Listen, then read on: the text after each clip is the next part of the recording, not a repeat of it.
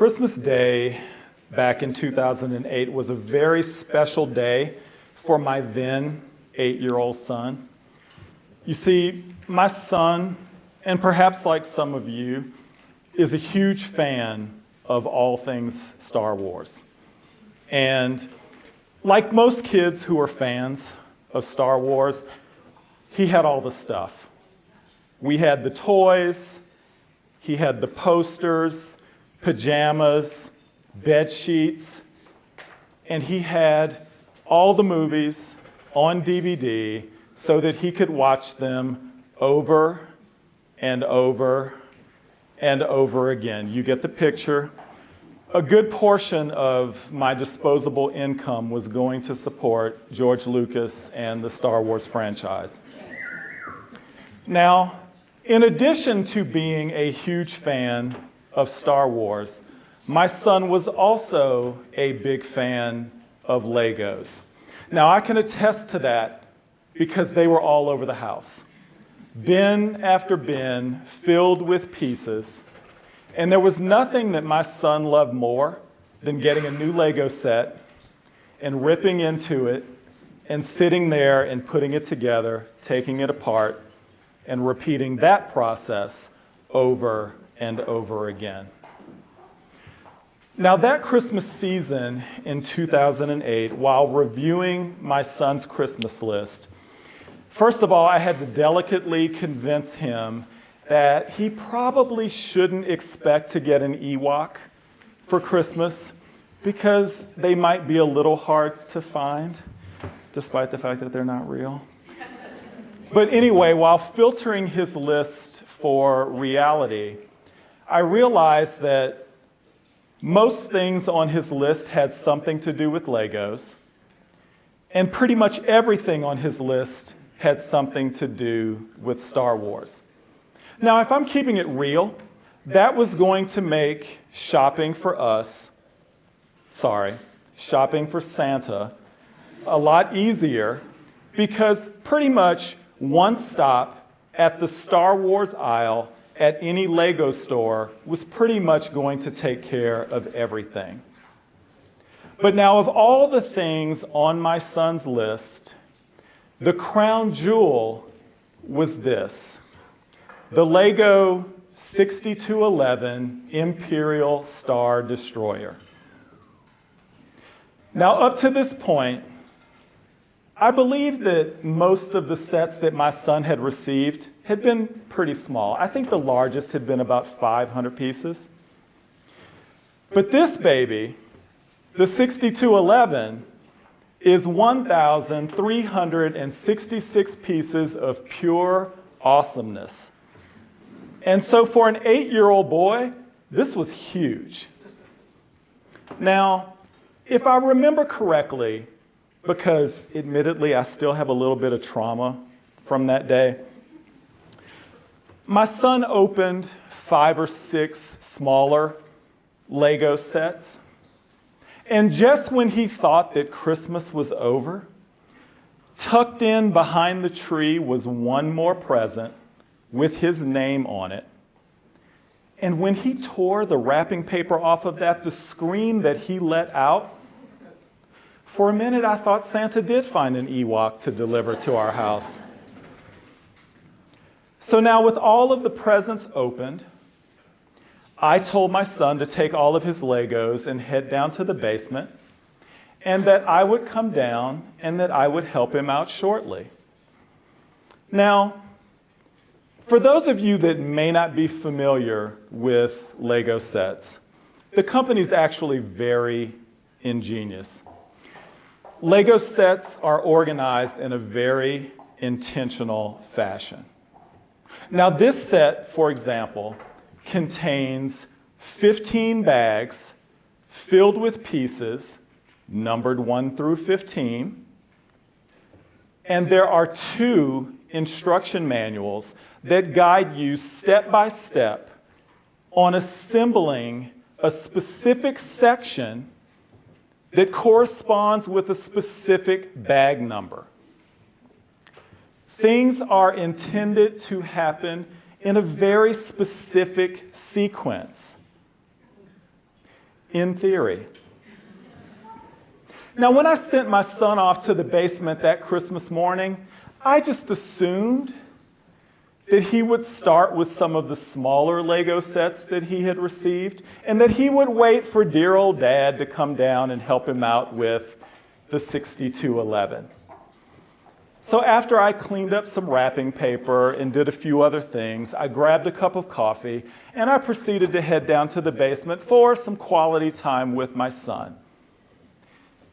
And what I saw when I turned the corner at the bottom of the stairs was so incredibly shocking.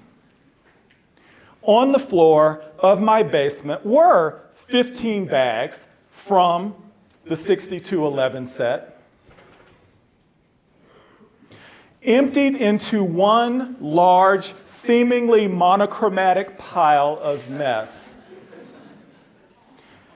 The instruction manuals were discarded on the other side of the room, and sitting next to that pile of mess was what I believe to be the happiest 8-year-old boy I think that I've ever seen. Thank you. Now, when Barney Ford was born in 1822 in Virginia, the world into which he was born had a very specific plan for what his life was supposed to be.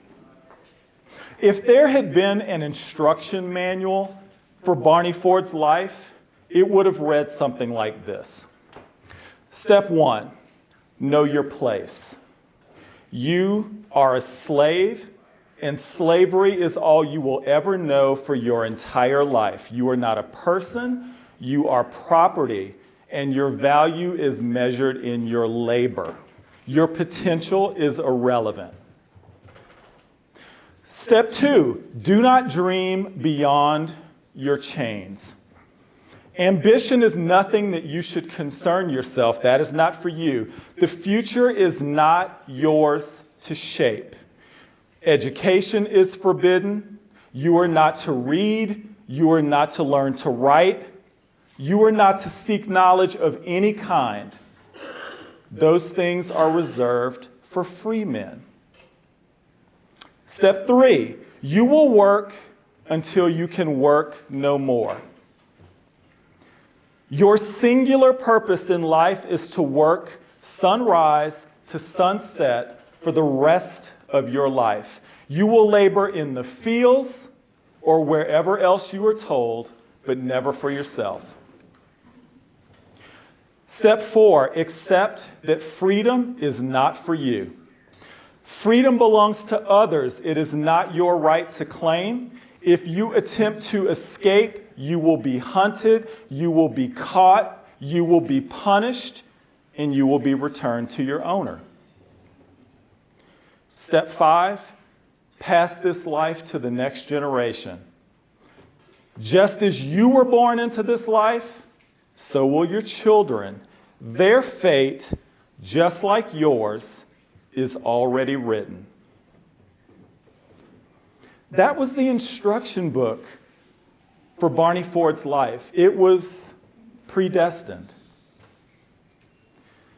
But Barney Ford didn't follow that book.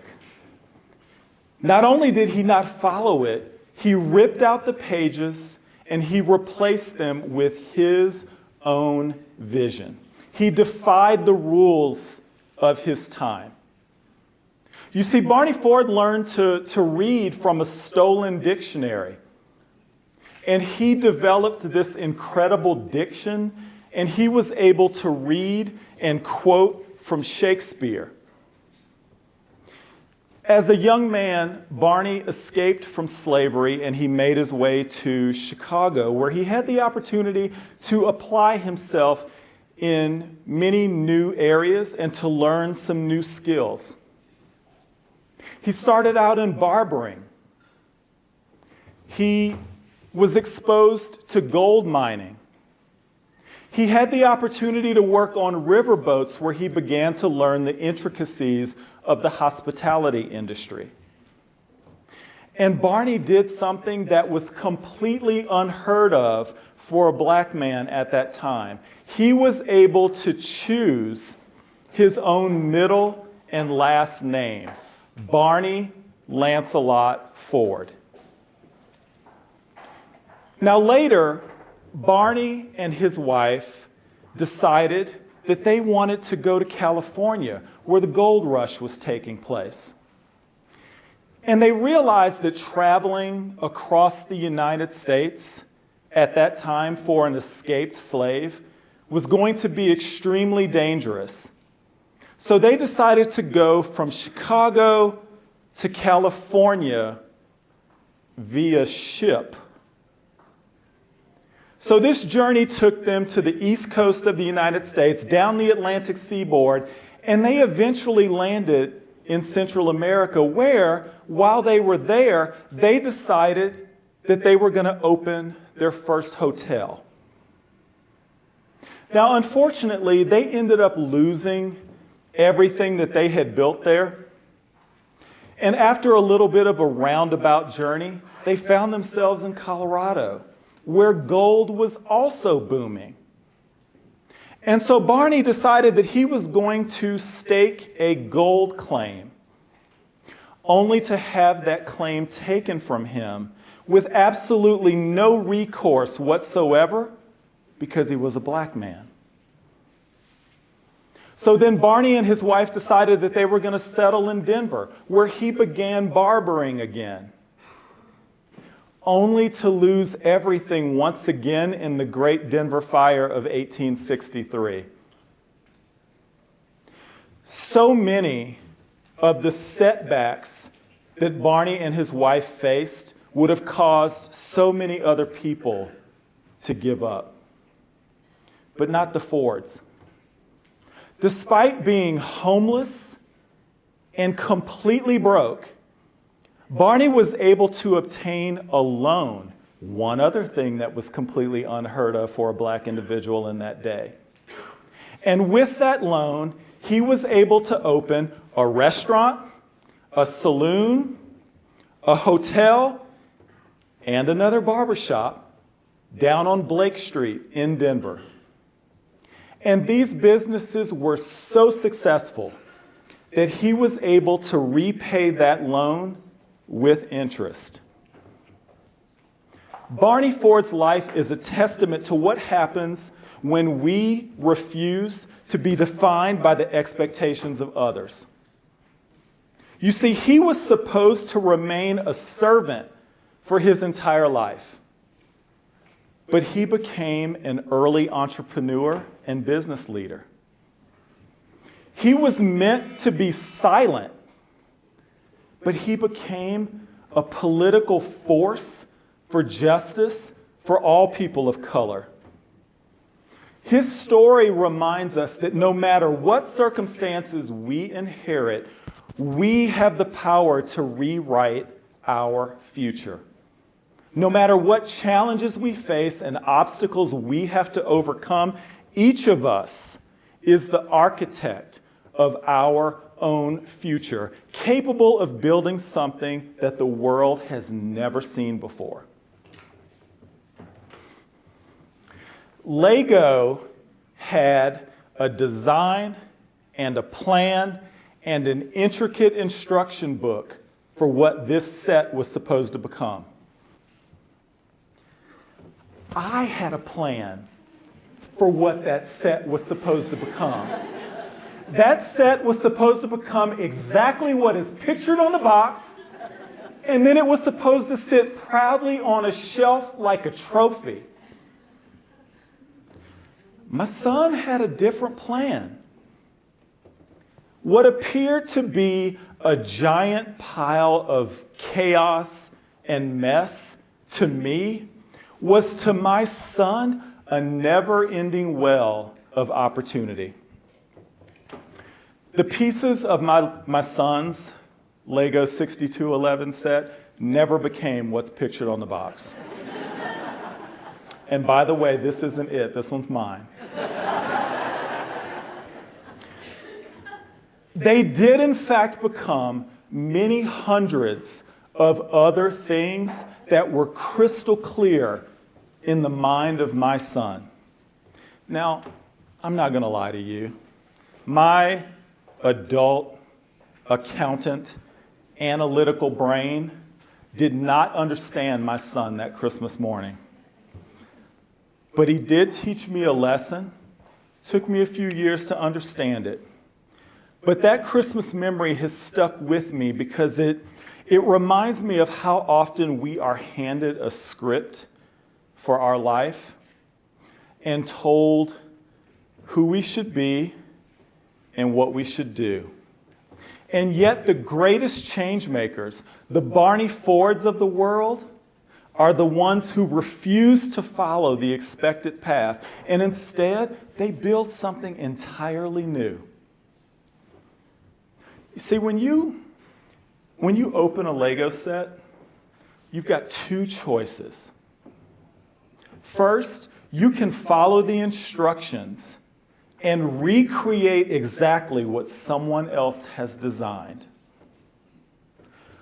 Or you can take the exact same pieces and build something that is uniquely and entirely your own. And what I learned from my son that Christmas morning, and I share with you tonight, is that both can exist. Barney Ford chose not to follow the instructions of his time. He dreamed of something bigger. He dreamed of something different. He dreamed of something that at that time was uniquely his own. He built something new, he built something bold, and he built something that changed history. Barney Ford dreamed of having the freedom to choose his own path and to be defined by his own unique abilities. He wanted to be seen as a human being first.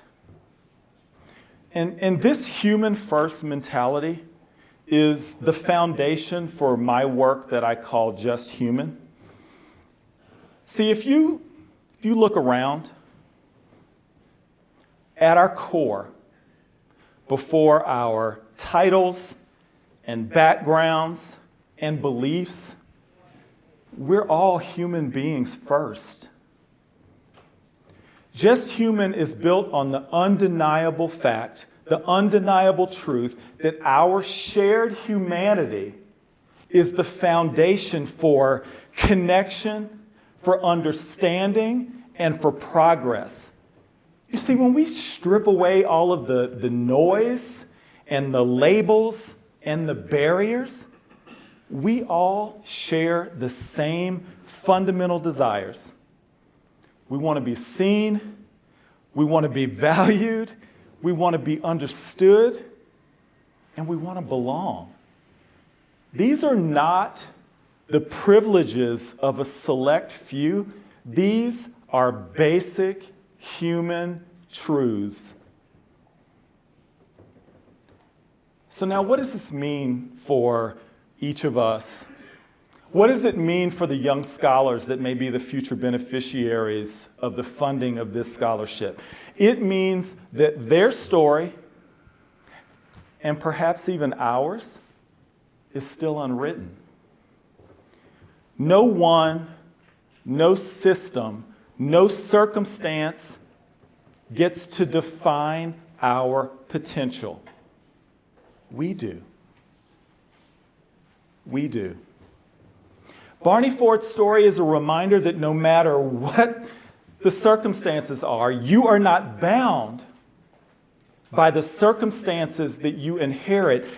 You're defined by what you dare to build with that. Barney Ford's story is a blueprint. It's a blueprint for resilience, for vision, and for the courage to defy the expectations and to build something that the world has never seen before, something greater than ourselves. He wasn't meant to succeed, but he did. He wasn't meant to lead, but he did. He wasn't meant to be remembered, but yet here we are tonight, honoring his name because he refused to let the world write his story for him. Like Barney Ford, and like my son and his pile of Legos, we're not bound by the pieces that we are given. We're defined by what we choose to create with them. Thank you.